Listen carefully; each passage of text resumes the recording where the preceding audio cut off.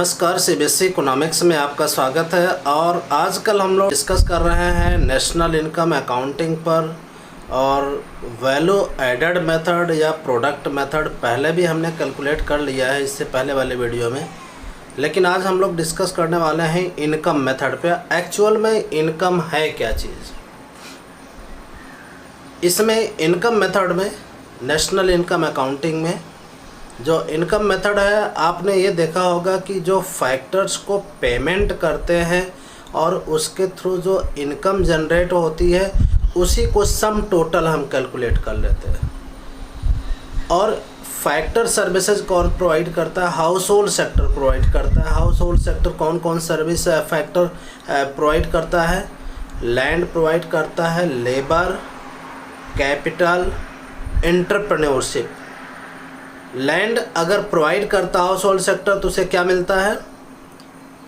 Rent मिलता है। Labour provide करता है हाउस होल्ड सेक्टर, उसे क्या मिलता है? वेजेज मिलता है। सही आपने पकड़ा।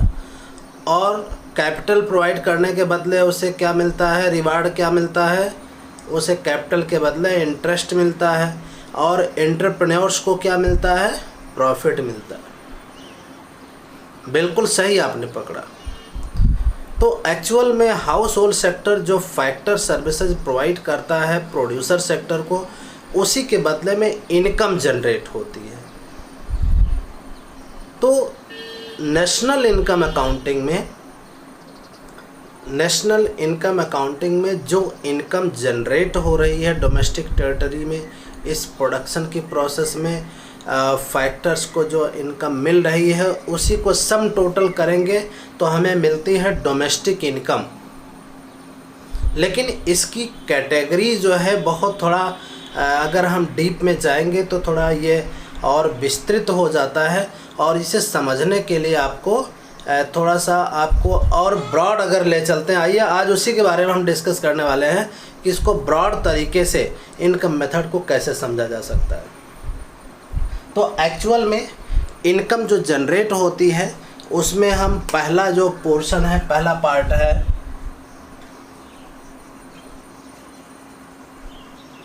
Compensation of employees.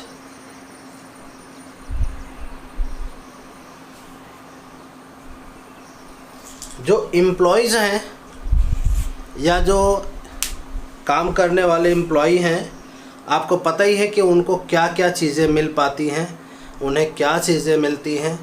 में से एक तो देखिए सैलरी मिलता है, रेंट फ्री एकोमोडेशन मिलता है। अगर एम्प्लॉई है, मंथली काम कर रहा है तो उसे सैलरी मिल रही होगी रेगुलर एम्प्लॉई को। और अगर लेबर है, डेली बेसिस पे काम करता है तो उसे वेजेज मिल रहा होगा। तो वेजेज और सैलरी एम्प्लॉई को दोनों मिलते तो उसको हम एक साथ ऐड करेंगे। रेंट फ्री एकोमोडेशन मिल रहा होगा, उसको भी हम ऐड करेंगे इसमें। इसके अलावा एम्प्लॉय को employers contribution to social security schemes, ऐसी तमाम तरह की सोशल सिक्योरिटी स्कीम्स चलती है गवर्नमेंट की तरफ से, कंपलसरी होती है, जो मीन्स एम्प्लॉयर की तरफ से कंट्रीब्यूट की जाती है। तो वो जो कंट्रीब्यूशन है उसको हम इसमें कंपनसेशन ऑफ एम्प्लॉयज़ में ऐड करेंगे। और एम्प्लॉय के रिटायरमेंट होने पर उसे क्या मिलता है? पेंशन मिलता है। बिल्कुल सही। तो इसकी 4 कैटेगरी है कंपनसेशन ऑफ एम्प्लॉयज़ की। देख लेते हैं क्या क्या है। पहला है वेजेज एंड सैलरीज।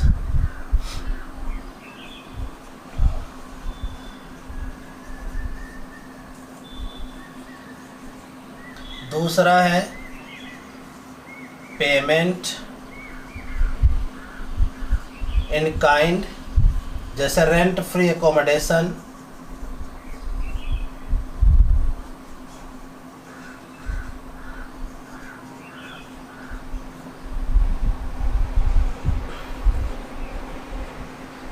तीसरा है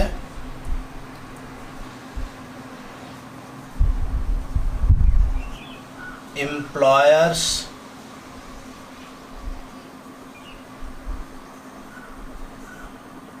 contribution to social security schemes. ये थोड़ा आपको यहाँ पे ध्यान रखना है, ये एम्प्लॉयर्स कंट्रीब्यूशन होगा, एम्प्लॉयज वाला नहीं ऐड होगा। मतलब एम्प्लॉयर और एम्प्लॉय आपको समझ में आना चाहिए एज ए कॉमर्स के स्टूडेंट होने के नाते। चौथा है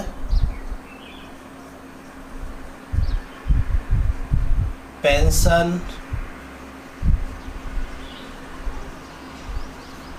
ऑन रिटायरमेंट। तो एक्चुअल में ये चार चीज़ें आपको कंपनसेशन ऑफ एम्प्लॉयज में ऐड होनी है। वेजेस, अगर डेली बेसिस पे काम कर रहा है तो मजदूरी मिल रही है। सैलरी किसको मिल रही है? मंथली बेस पे जो काम कर रहा है रेगुलर एम्प्लॉय को सैलरी मिल रही है। Payment in kind, rent free accommodation मिल रहा है तो उसकी जो वैल्यू होगी वो इसका पार्ट होगी। Employers contribution to social schemes, security schemes, जो सामाजिक कल्याण योजनाएं होती हैं एम्प्लॉयर्स की तरफ से कुछ कंट्रीब्यूशन जाता है, ठीक है, तो वो इसका पार्ट होगा। पेंशन ऑन रिटायरमेंट, रिटायरमेंट होने के बाद जो पेंशन मिल रही है वो कंपनसेशन ऑफ एम्प्लॉयज़ का पार्ट होगा। इसमें आपको ध्यान ये रखना है कि ओल्ड एज पेंशन नहीं होगा, क्योंकि ओल्ड एज पेंशन जो है ट्रांसफ़र इनकम है। हमें क्या जोड़ना है? फैक्टर इनकम जोड़ना है। ये जो पेंशन मिल रही है क्योंकि उसने पूरे 60 साल तक सरकार को सेवा दी है और उसका सर्विस कॉन्ट्रैक्ट है कि रिटायरमेंट के बाद उसे पेंशन मिलेगी, तो वो जो पेंशन है वो वाला पार्ट उसका जो है वो जुड़ना है इसमें, तो कंपनसेशन ऑफ एम्प्लॉयज में। तो ये पहला पार्ट हो गया जिसकी हम बात कर रहे थे, एम्प्लॉयज को क्या क्या मिलता है। अब हम दूसरा जो पार्ट है उसकी बात कर लेते हैं।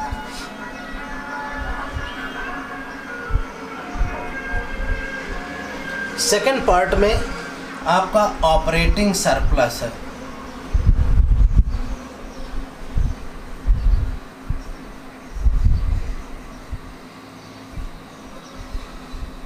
ये कंपनसेशन ऑफ एम्प्लॉय था, इसे कहते हैं COE और इसे कहते हैं OS।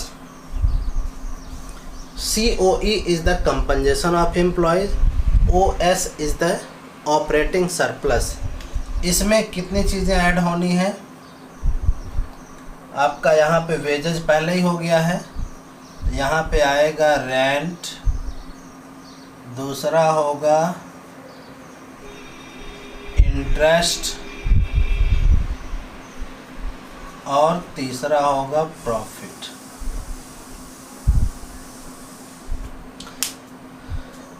तो ये है ऑपरेटिंग सरप्लस। लैंड के बदले में जो रेंट मिला है वो ऑपरेटिंग सरप्लस का पार्ट होगा। इंटरेस्ट कैपिटल के बदले में रिवार्ड मिला है तो वो ऑपरेटिंग सरप्लस का पार्ट होगा। तीसरा है प्रॉफिट। कभी कभी ऐसा होता है कि प्रॉफिट नहीं दिया होता है तो प्रॉफिट के पार्ट्स जोड़ करके आपको प्रॉफिट कैलकुलेट करना होता है। तो प्रॉफिट के जो पार्ट्स हैं वो 3 पार्ट हैं।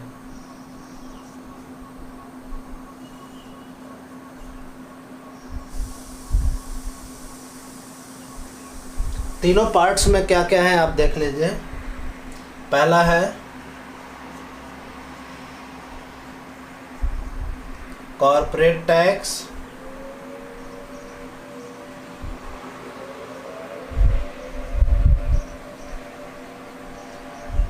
कॉर्पोरेट सेविंग,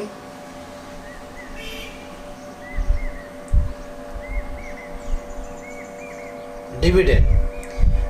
अगर प्रॉफिट नहीं दिया हुआ है तो प्रॉफिट के ये तीनों पार्ट्स जोड़ करके आप प्रॉफिट कैलकुलेट कर लेंगे। तो इसमें कॉर्पोरेट जो सेविंग लिखा हुआ है इसको कहते हैं अनडिस्ट्रीब्यूटेड प्रॉफिट भी कहते हैं।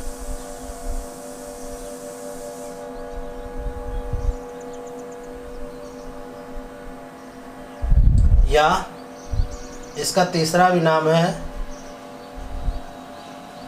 रिटेन्ड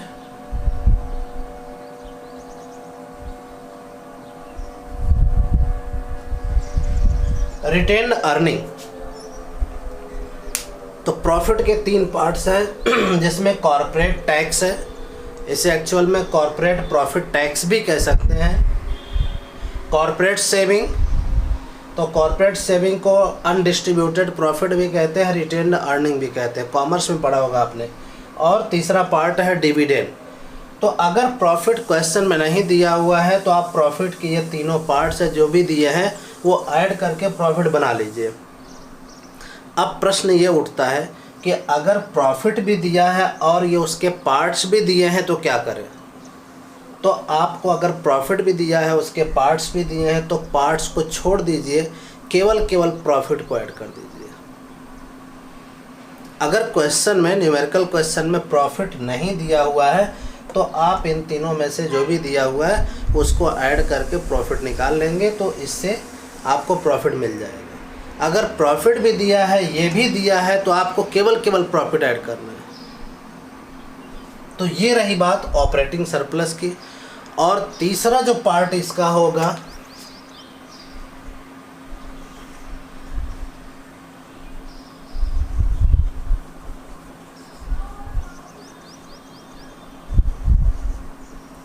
मिक्स्ड इनकम ऑफ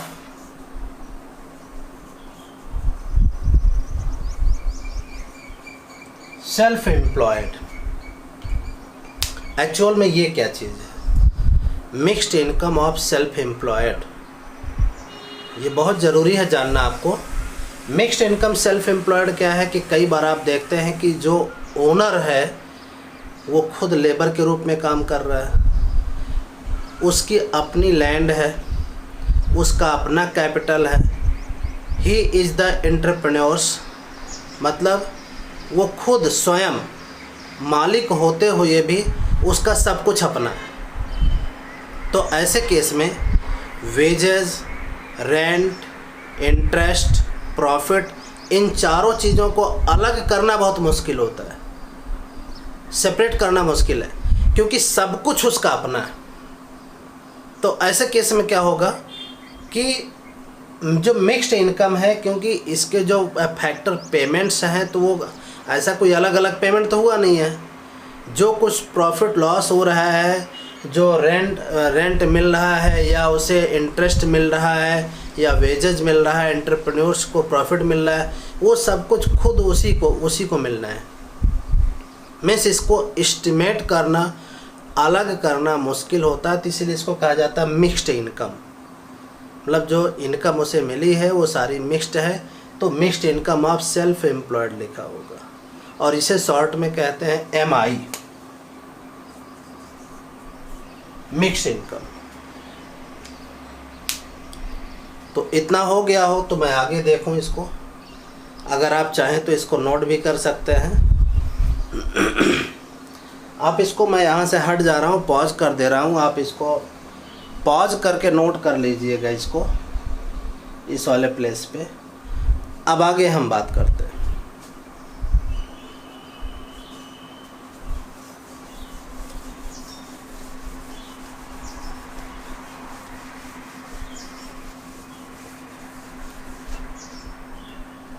अब सिंपल सा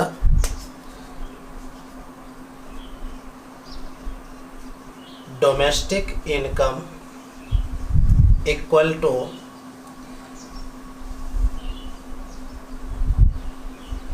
compensation of employees plus operating surplus plus mixed income, इसको ऐड करेंगे तो आपको मिल जाएगा डोमेस्टिक इनकम। डोमेस्टिक इनकम क्या है? Net domestic product at factor cost. मतलब इसमें हमने क्या क्या जोड़ा? पहला वेजेज एंड सैलरीज, दूसरा क्या ऐड किया?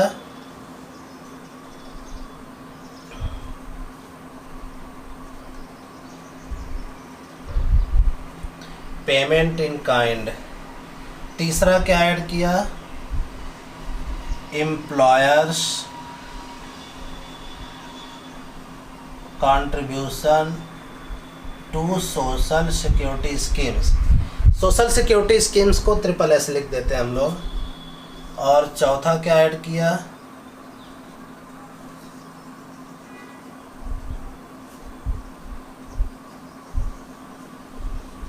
Retirement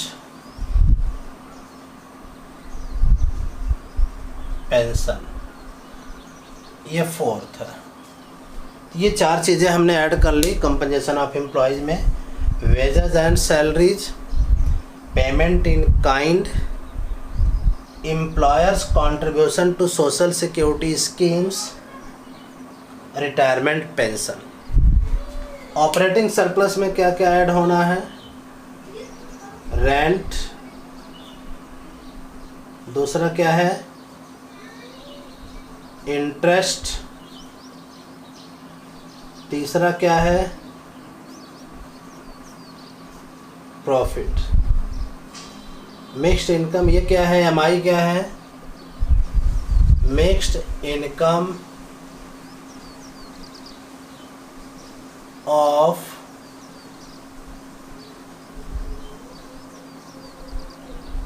self employed.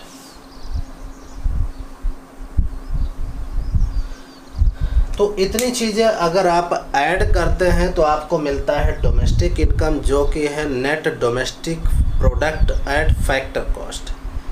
अल्टीमेटली आपको निकालना है नेशनल इनकम। तो नेशनल इनकम क्या है,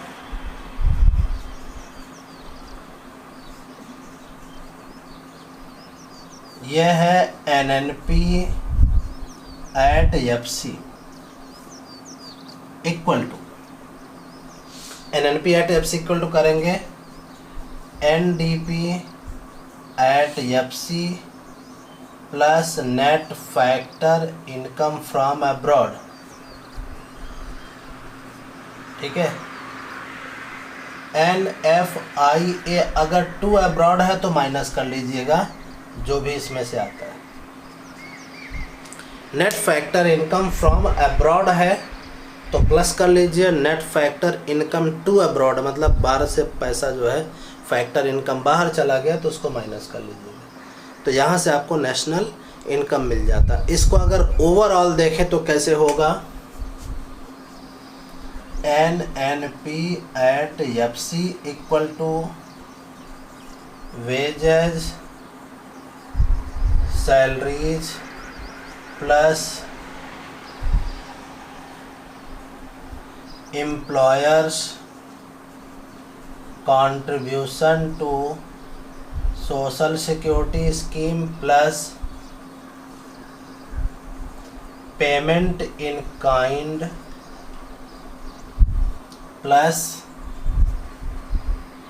रिटायरमेंट पेंशन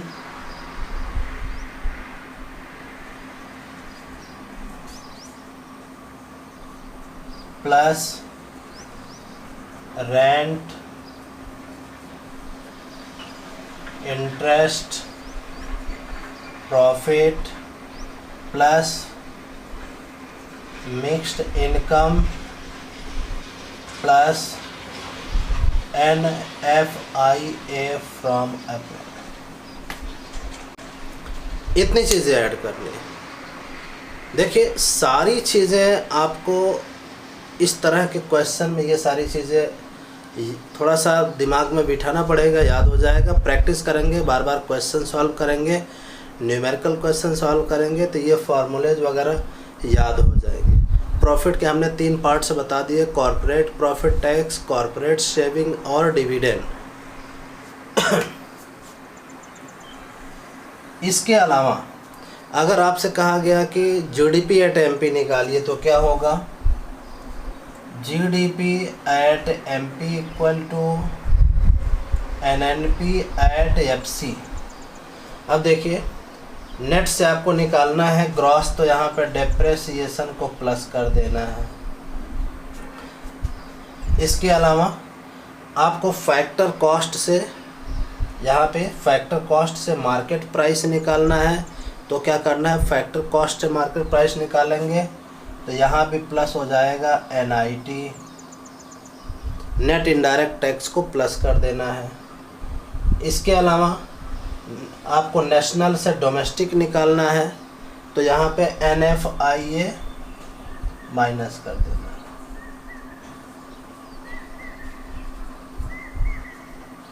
ये पूरा कंप्लीट होता है आपका। तो ये रहा नेशनल इनकम कैलकुलेट करने का इनकम मेथड का फार्मूला। और कुछ तो फार्मूले याद करने पड़ेंगे, समझना तो पड़ेगा ही। और ये सारी चीज़ें तब याद होती हैं जब 10-20 क्वेश्चन आप न्यूमेरिकल इस पे बेस्ड सारे सॉल्व करेंगे तो आ जाएगा। अगले वीडियो में हम एक न्यूमेरिकल क्वेश्चन इस पे सॉल्व करा के देखेंगे, जिससे आपको एक आइडिया आ जाए कि किस तरह से न्यूमेरिकल क्वेश्चन सॉल्व होने हैं। और थोड़ा सा आइडिया आना बहुत ज़रूरी है, क्योंकि फिर तभी इसके बाद आप न्यूमेरिकल क्वेश्चन सॉल्व कर पाएंगे। तो आज का वीडियो कैसा लगा? आज का वीडियो थोड़ा लंबा हो रहा है, क्योंकि टॉपिक है, इसको एक दिन में ही ख़त्म करना था। ज़्यादा बार बार टुकड़े करना ठीक नहीं था। तो अगर वीडियो पे आप मेरे चैनल पे नए हैं और वीडियो को पहली बार देख रहे हैं तो चैनल को सब्सक्राइब कर लीजिए, बेल आइकॉन ज़रूर दबा दीजिए, जिससे आपको नोटिफिकेशन मिल जाए। और वीडियो कैसा लगा आप कमेंट सेक्शन में लिख भेजिए। आप अपना नाम कमेंट सेक्शन में ज़रूर लिखें। और अगर आप दूसरे स्कूल से हैं, KB BHL जगदीशपुर के अलावा किसी स्कूल से हैं, तो आप भी अपने स्कूल का नाम दे सकते हैं और मुझे इससे प्रोत्साहन मिलेगा। और मैं इसी तरह आपके लिए नए नए वीडियो बनाता रहूँगा। और फिर एक नए वीडियो के साथ कल मिलते हैं। तब तक के लिए बाय बाय, थैंक यू।